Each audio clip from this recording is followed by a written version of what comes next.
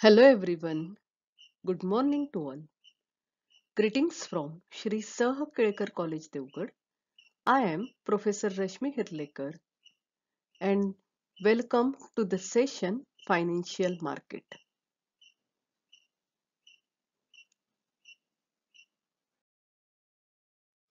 Learning objective of this lecture. In today's lecture, we will discuss about analysis of shares, why analysis of shares is done. There are two methods of share analysis. One is fundamental analysis and technical analysis. In this lecture, we will discuss only about fundamental analysis. Analysis of shares. There are two types of analysis to find out which shares can be traded within. विद्यार्थी मित्रांनो, आधी मुळात तुम्हाला प्रश्न पडेल की analysis का करतात शेअर्सचं. तर स्टॉक एक्सचेंज मध्ये शेअर्सचं ट्रेडिंग चालतं म्हणजे काही लोक शेअर्स खरेदी करतात तर काही लोक शेअर्स विकतात. आता शेअर्सचे खरेदी विक्रीचे जे व्यवहार आहेत ते व्यवहार एकतर कोणाला तरी पैसे इन्व्हेस्ट करायचे असतात, कोणाला तरी त्यातून पैसे काढायचे असतात. पण नुसतं पैसे हवेत म्हणूनच प्रत्येक वेळेला शेअर्स विकले जातात का? तर नाही. एकतर शेअर्सचं किंवा कोणत्याही कंपनीचं हे अनालिसिस केलं जातं. कुठे इन्व्हेस्टमेंट केल्यानंतर मला जास्त रिटर्न मिळतील, कुठची इन्व्हेस्टमेंट मध्ये आता हाय रिस्क आहे किंवा कुठच्या इन्व्हेस्टमेंट मधल्या शेअर्सची किंमत आता कमी होणार आहे, याचं अनालिसिस करणं आवश्यक आहे. आणि म्हणून अनालिसिस केलं जातं शेअर्सचं. आणि हे अनालिसिस करण्याचे टू टाइप्स आहेत. एक आहे फंडामेंटल अनालिसिस आणि टेक्निकल अनालिसिस. फंडामेंटल म्हटल्यानंतर आपण शब्दशः अर्थ म्हणतो की मूलभूत अनालिसिस करतो, आणि टेक्निकल अनालिसिस हे काही टेक्निक वापरून अनालिसिस केलं जातं. First of all, we will discuss about fundamental analysis. Fundamental analysis is the study of economic, industry and company condition in an effort to determine the value of a company's stock. आता fundamental analysis म्हणजे काय? तर fundamental analysis हा एक अभ्यास आहे. कसला? Economic, industry आणि कंपनी कंडिशनचा. म्हणजे कंपनीची आत्ताची कंडिशन कशी आहे, इकॉनॉमी कशी आहे, इंडस्ट्री कशी आहे, म्हणजे कंपनी ज्या इंडस्ट्रीमध्ये काम करते त्या इंडस्ट्री कशी आहे, to determine the value of company stock. म्हणजे मुळात कंपनीच्या स्टॉकची जी व्हॅल्यू आहे ती कंपनीच्या कंडिशनवर अवलंबून असते. कंपनी कोणत्या इंडस्ट्रीमध्ये काम करते आहे. आता कोणती इंडस्ट्री म्हणजे फार्मास्युटिकल इंडस्ट्री असू शकते, कॉस्मेटिक इंडस्ट्री असू शकते, किंवा कन्स्ट्रक्शन इंडस्ट्री असू शकते. अशा वेगवेगळ्या इंडस्ट्री असतात. तर कोणत्या इंडस्ट्रीमध्ये काम करते आणि आता त्या देशाची इकॉनॉमिक कंडिशन कशी आहे याचं अनालिसिस फंडामेंटल अनालिसिस मध्ये होतं. आता पूर्वी टाटा मोटर्सचे जे शेअर्स होते त्या शेअर्सची किंमत खूप काही वाढली नव्हती. ठीक होती, म्हणजे वाढली होती पण खूप त्या शेअर्सना मागणी नव्हती. पण ज्या वेळेला रतन टाटांनी एअर इंडिया कंपनी विकत घेतली आणि एअर इंडिया कंपनी विकत घेतल्यानंतर टाटा मोटर्सला विमानाचे टायर्स बनवण्याचं कॉन्ट्रॅक्ट देण्यात आलं. आणि ही बातमी मार्केटमध्ये आल्याबरोबर टाटा मोटर्सच्या शेअर्सची प्रचंड मागणी वाढली आणि त्याचे भाव एकदम वाढले. म्हणजे इकॉनॉमिक, इंडस्ट्री आणि कंपनी कंडिशन या सगळ्याचा विचार केला जातो शेअर्सचा अनालिसिस करताना. त्याला फंडामेंटल अनालिसिस असं म्हणतात. का? तर कंपनीचा स्टॉक जो आहे त्याची व्हॅल्यू डिटरमाइन करण्यासाठी हे अनालिसिस केलं जातं. Fundamental analysis typically focuses on key statistics in company's financial statement to determine if the stock price is correctly valued. काय म्हटलंय? फंडामेंटल अनालिसिस कशावर फोकस करतं? On key statistics in company's financial statement. म्हणजे कंपनीचं financial statement आहे त्या financial स्टेटमेंटवरच्या मधल्या की स्टॅटिस्टिकवर फोकस करतं. If stock price are correctly valued, म्हणजे आता जी स्टॉकची प्राइस आहे ती करेक्टली व्हॅल्यू झाली, व्हॅल्युएशन केलंय का याचा विचार केला जातो. Most of the fundamental information focuses on economic, industry, company statistic. The typical approach to analyze a company involve four basic steps. म्हणजे कंपनीचा अनालिसिस करण्यासाठी 4 बेसिक स्टेप्स फॉलो कराव्या लागतात. First one, determine the condition of general economy, त्या देशाच्या general इकॉनॉमीची condition काय आहे. Second, condition of the industry, त्या इंडस्ट्रीची कंडिशन काय आहे. Third, determine the condition of the company, कंपनीची कंडिशन काय आहे. And fourth one, determine the value of the company stock, म्हणजे कंपनीच्या स्टॉकची व्हॅल्यू डिटरमाइन करणं.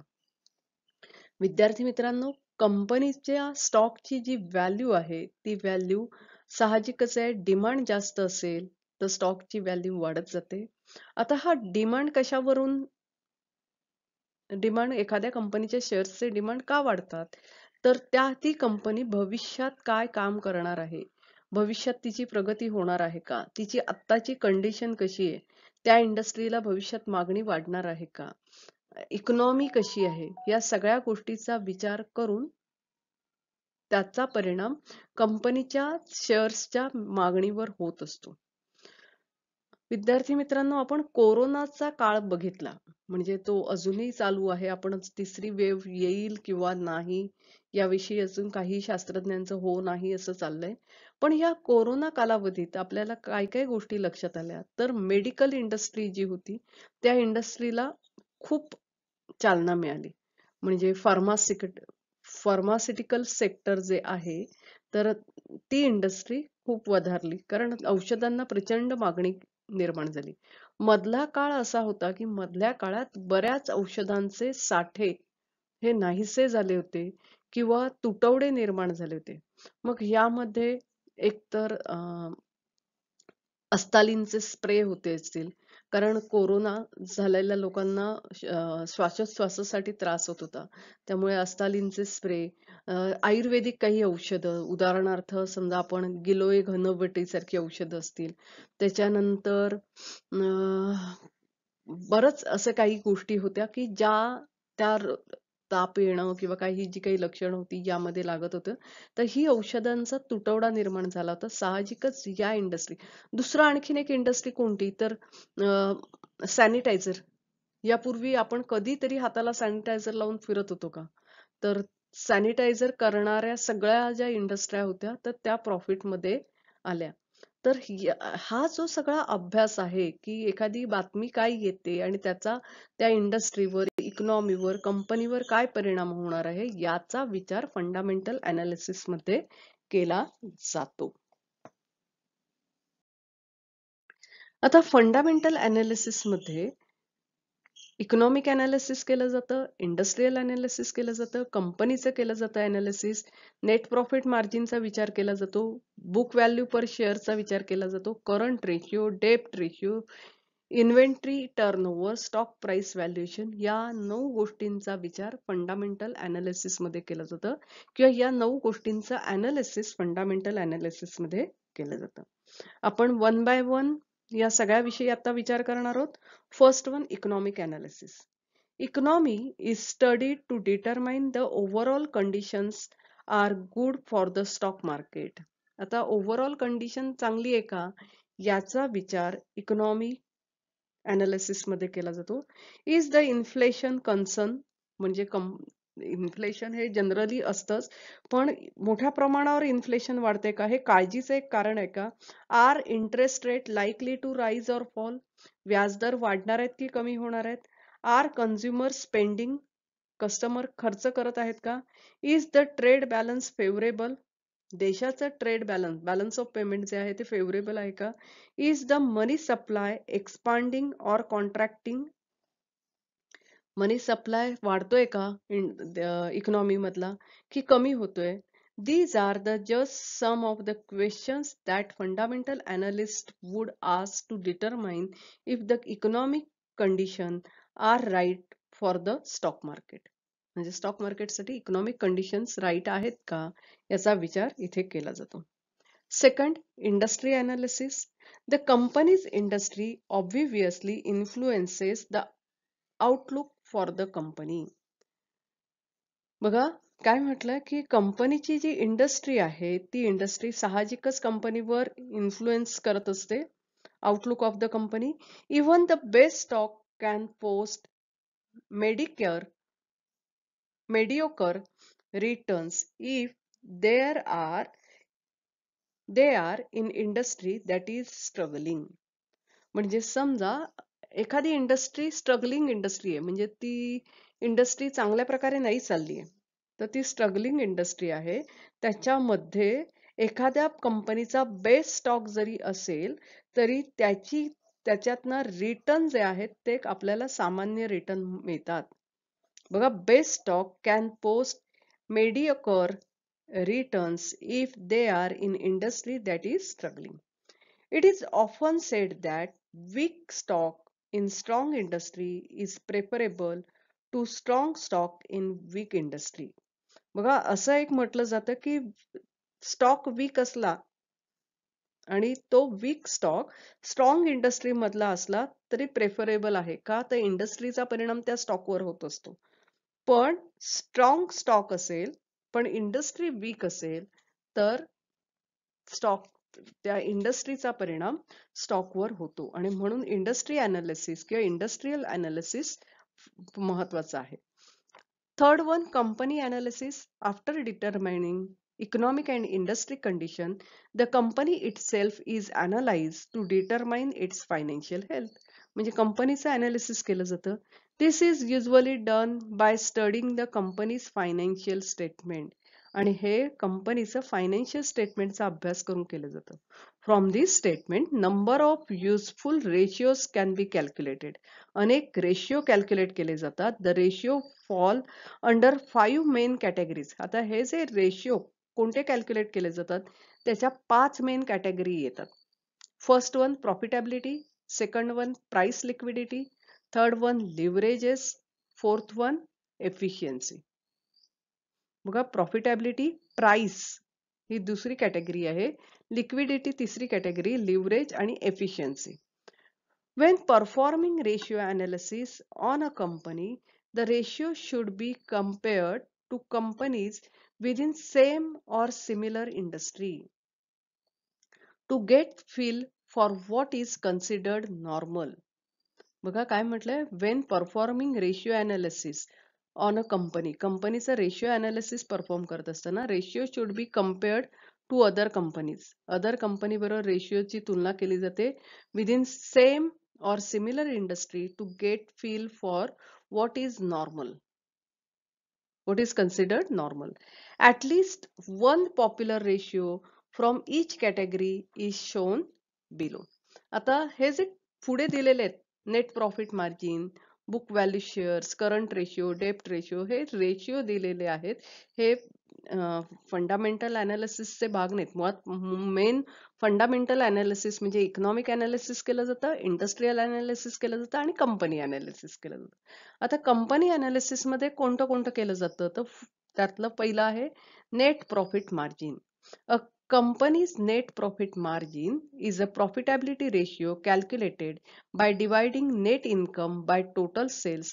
This ratio indicates how much profit the company is able to squeeze out of the dollar of sales.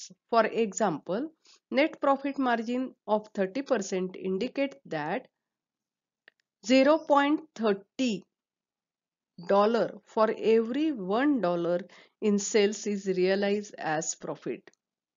बघा इथे काय मगाशी म्हटलं होतं की नेट प्रॉफिट मार्जिन 30% आहे. याचा अर्थ एका डॉलर मध्ये 0.30 एवढं काय आहे प्रॉफिट आहे. पीई रेशिओ म्हणजे प्राइस अर्निंग रेशिओ.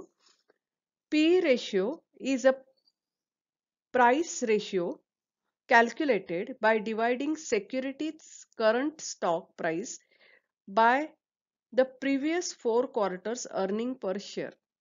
म्हणजे अगोदरच्या चार क्वार्टर म्हणजे वर्षाचं अर्निंग पर शेअर त्याला स्टॉकने डिवाइड केलं जातं. PE ratio shows how much the investor must pay to buy $1 of company's earning. म्हणजे पीई रेशियो काय सांगतो की इन्व्हेस्टरने किती पैसे दिले पाहिजेत to buy $1 of company's earning. कंपनीचे $1 अर्निंग देण्यासाठी इन्व्हेस्टरने किती पैसे खर्च केले पाहिजेत ते आपल्याला पीई रेशियो मधून कळतं. For example, if stock's current price is $20 and earning per share for last 4 quarters was $2. बघा शेअरची किंमत $20 आणि earning per share $2. The PE ratio is 10. That is $20 divided by $2 is equal to 10. This means that you must pay $10 to buy $1. म्हणजे $10 तुम्ही invest केले पाहिजेत तर तुम्हाला $1 रिटर्न मिळेल of the company's earning. Of course, the investors' expectation of company's future performance play a heavy role in determining company's current PE ratio. इन्व्हेस्टरच्या भविष्यातल्या कंपनीपासून कडच्या expectations काय आहेत त्या सुद्धा PE रेशिओ मध्ये डिटरमाइन केल्या जातात. The common approach is to compare PE ratio of company with the same industry within same industry. All else being equal, company with lower PE ratio is better value. काय केलं जातं तर कंपनीचा PE ratio जो आहे त्याच industry मधल्या इतर कंपन्यांशी तुलना केली जाते. Being equal company with lower PE ratio is better value. म्हणजे त्यांनी काय म्हटलं की समजा इक्वल कंपनी समान कंपन्या असतील पण लोअर पीई रेशिओ असेल तर त्याची व्हॅल्यू बेटर असते. आता नेक्स्ट म्हटलंय book value per share. Companies book value is a price ratio calculated by dividing total net asset minus liabilities. बघा कंपनीची बुक व्हॅल्यू ही एक प्राइस आहे. हा प्राइस रेशिओ कशा प्रकारे कॅल्क्युलेट केला जातो डिवाइडिंग टोटल नेट ॲसेट. आता नेट ॲसेटला डिवाइड करून बुक व्हॅल्यू काढली जाते. नेट ॲसेट कसं काढलं जातं तर ॲसेट मायनस लायबिलिटीज आणि त्या नेट ॲसेटला divided by total shares outstanding म्हणजे नंबर ऑफ शेअर्सने डिवाइड केलं की बुक व्हॅल्यू पर शेअर मिळते. Depending on accounting method used and the age of asset, book value can be helpful for determining if security is overpriced, underpriced. म्हणजे काय म्हटलंय त्यांनी की कोणता अकाउंटिंग मेथड वापरलेला आहे तसंच ॲसेटचं किती वर्ष झाली आहेत ॲसेटला त्याच्यावरून बुक व्हॅल्यू आपल्याला उपयोगी पडू शकते. कारण सेक्युरिटी कदाचित ओव्हर प्राइस सुद्धा असू शकतात किंवा अंडर प्राइस असू शकतात. If security is selling at a price फार below book value it may be indication that the security is under price. म्हणजे समजा शेअर्सची बुक व्हॅल्यू पेक्षा कमी किमतीत सेक्युरिटी विकल्या जात असतील तर आपण काय म्हणणार की ह्या सेक्युरिटीज अंडर प्राइस आहेत म्हणजे याची भविष्यात किंमत वाढेल. नेक्स्ट रेशिओ आहे current ratio. A company's current ratio is liquidity ratio calculated by dividing current asset by current liabilities. This measures the company's ability to meet current डेब्ट obligation. Higher the ratio more the liquid company. म्हणजे ratio जेवढा जास्त current asset divide by current liability ratio जेवढा जास्त तेवढी more liquid company असते. For example current ratio of 3.0 means that company's current asset if liquidated it would be sufficient to pay 3 times company's current liabilities. म्हणजे लायबिलिटीच्या तिप्पट आहे जर ratio 3 असेल तर. आणि म्हणून इथे म्हटलंय की मोर करंट रेशिओ असेल तर कंपनीची लिक्विडिटी जास्त असते. नेक्स्ट रेशिओ आहे डेप्ट ratio. A company's debt ratio is leverage ratio calculated by dividing total liabilities by total asset. म्हणजे टोटल लायबिलिटीजला टोटल ॲसेटने डिवाइड करून हा डेप्ट रेशिओ काढला जातो. This ratio measures the extent to which total asset have been financed by क्षमस्व finance with debt. For example, debt ratio of 40% indicate that 40% of company's asset have been financed with borrowed fund. बघा डेप्ट ratio काय त्यांनी इथे सांगितलंय आपल्याला, तर total लायबिलिटीजला total ॲसेटने डिवाइड करून आपण कॅल्क्युलेट करतो. आता डेप्ट रेशिओ 40% असेल तर याचा अर्थ कंपनीच्या ॲसेटला 40% हे फायनान्सिंग कोणाकडनं झालेलं आहे, डेप्ट घेऊन झालेलं आहे. म्हणजे 40% हा बॉरोड फंड आहे. डेप्ट इज टू एज सॉर्ड. आता ही दुधारी तलवार आहे असं म्हटलंय. During the times of economic stress और rising interest rate, company with high डेप्ट ratio can experience financial problem. म्हणजे समजा इकॉनॉमिक आर्थिक खूप तणाव असतील, तसंच व्याजदर वाढत असतील, तर त्यावेळेला डेप्ट रेशिओमुळे फायनान्शियल प्रॉब्लेम निर्माण होऊ शकतात. हाऊएव्हर ड्युरिंग गुड टाइम डेप्ट कॅन बी इन्हान्स प्रॉफिटेबिलिटी. समजा चांगला काळ असेल तर प्रॉफिटेबिलिटी वाढू शकते by financing growth at lower cost. का तर आपण ग्रोथ जी आहे त्याला फायनान्स करू शकतो डेप्ट फंडने आणि लोअर कॉस्टने. नेक्स्ट आहे inventory turnover. A company's inventory turnover is an efficiency ratio calculated by dividing cost of goods sold by inventories. काय म्हटलंय, company's inventory turnover is an efficiency ratio. हा एक एफिशियन्सी रेशिओ आहे. It is calculated by dividing cost of goods sold by inventory. Cost of goods सोल्डला इन्व्हेंटरीने divide करून inventory turnover काढला जातो. It reflect how effectively company manages it's inventories by showing the number of times per year inventories are turned over.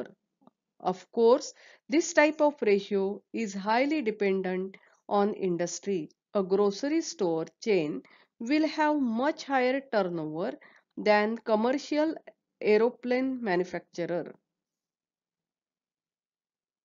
As stated previously, it is important to compare ratio with other company in same industry. आता inventory turnover म्हणजे काय, तर cost of goods सोल्डला इन्व्हेंटरीने divide केलं जातं आणि कितींदा turnover होतो हे बघितलं जातं. तर ग्रोसरी शॉपचा जो टर्नओव्हर आहे, इन्व्हेंटरी टर्नओव्हर हा जास्त असणार आहे, साहजिकच आहे, कारण दररोज ते धान्य विकलं जातं. पण एरोप्लेन मॅन्युफॅक्चरिंग रोज कोण विमानं खरेदी करतात का, तर नाही. तर साहजिकच आहे की हा जो टर्नओव्हर आहे त्याची तुलना सेम इंडस्ट्रीमध्ये करावी लागते, म्हणून आपण इंडस्ट्रियल अनालिसिस करतो. And last ratio, stock price valuation. After determining the condition and outlook of economy, the industry and the company, the fundamental analyst is prepared to determine if the company's stock overvalued, undervalued or correctly valued. काय म्हटलंय की after determining the condition and outlook of industry and economy and the company, म्हणजे कंपनीची, इंडस्ट्रीची आणि इकॉनॉमीची condition बघितल्यानंतर the fundamental analyst prepare to determine if company stock, कंपनीचा स्टॉक ओव्हर व्हॅल्यूड आहे का, अंडर व्हॅल्यूड आहे का, करेक्टली व्हॅल्यूड आहे, हे कोण ठरवतं, तर अनालिस्ट असतात ते ठरवतात. The several valuation models have been developed to help determine the value of stock. These includes dividend model, which focus on present value of expected dividend, earning models, which focuses on present value of expected earnings, and asset model, which focuses on the value of company's asset. There are no doubt that fundamental factors plays major role in stock price. However, if you from your experience expectation based on fundamental analysis fundamental factors, it is important that you study the price history, as well as you may end up owning an undervalued stock that remains undervalued.